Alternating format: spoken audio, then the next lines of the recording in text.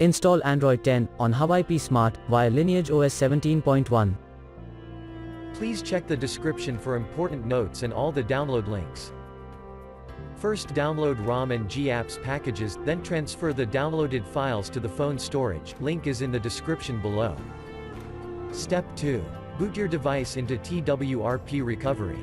Once in TWRP, click on Wipe, Advanced Wipe, and select the check boxes, as shown in the image, excluding internal storage.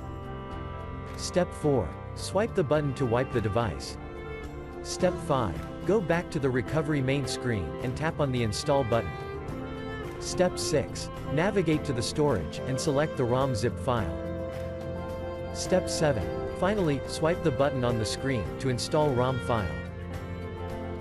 Step 8. Flash the GApps zip package, in the same manner. Step 9. After GApps flashing completes, select Wipe Cache and Dalvik from bottom left side of screen, and swipe to wipe. Step 10. When the flashing process is complete, hit Reboot System. That's it, you have successfully installed the ROM on your device.